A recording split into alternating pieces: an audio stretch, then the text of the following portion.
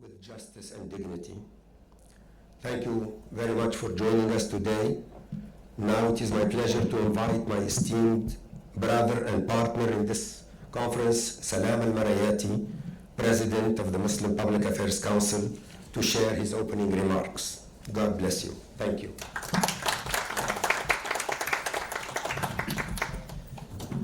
Bismillah ar-Rahman ar-Rahim. In the name of God, most gracious, most merciful. Thank you, Ridwan.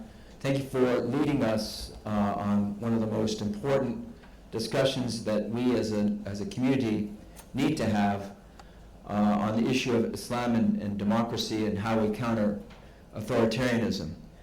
And I believe that there is one thing that we can do to learn from our academics, our scholars, but we also have to figure out how can we apply these lessons for mainstream communities. How do we bring that message to communities?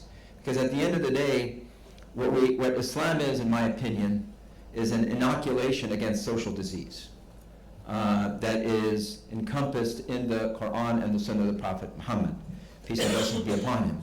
Although I don't know if inoculation is a good term to use with this administration, it is still important for us to see what is it that we have that we can offer to the people.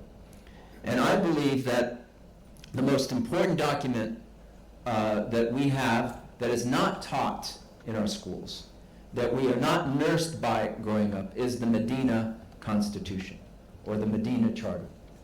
And when you compare the Medina Constitution with the U.S. Constitution and the Declaration of Independence, you find striking similarities. Yes, different language, but really the goal and the outcomes are very, very similar.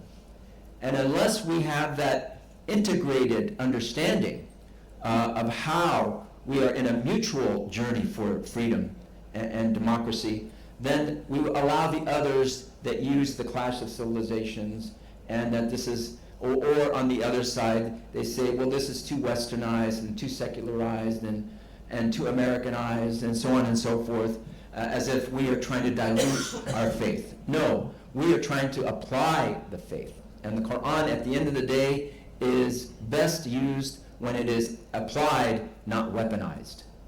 So, I should have submitted a proposal for a paper, but I'll have to talk to the organizers next time. But there are 5 things I just want to leave everybody with in terms of thinking about how to apply these issues or have these conversations. First, the Medina Constitution starts out by defining the Ummah.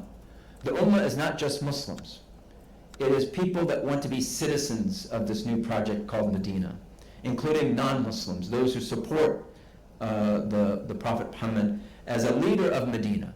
And by the way, we recall he was invited to Medina not to impose Islam, but to make peace between the tribes. So he was invited as a peacemaker. And by the time he arrived to Medina, definitely the majority of the people were not Muslim. It was later on that they became Muslim, and again, not by any coercion, because the Quran kept saying, you cannot compel people to believe. So it was about the Ummah. And the Ummah included Jews, for example. The Medina Constitution said Jews are an Ummah alongside the believers. And in the Constitution, we have the phrase, we the people. So we the people and Ummah have this commonality. Number 2 is the notion of religious freedom. That in the Medina Constitution, each group, each tribe, each religion was free to practice their religion. But you cannot have freedom of religion without freedom of speech. Number 3 is the rule of law. That, yes, the Prophet was the arbiter for all that was to be adjudicated at that time, and he used the Quran, but what is the most often repeated value in the Quran? Adal, justice, equality. So that rule of law, by bringing justice, is so important. Number 4, that when you see that this Medina Constitution really becomes more of a secular document, in other words, it's not religious, It's not without religion, and even in America there's a religious underpinning, but you have this idea now, how do the tribes come together in a pact to form a common defense and have means of security for one another, and penalties for those who commit treason. Exactly the same as we have in the U.S. Constitution and in U.S. statutes. And number 5 is this idea of shura.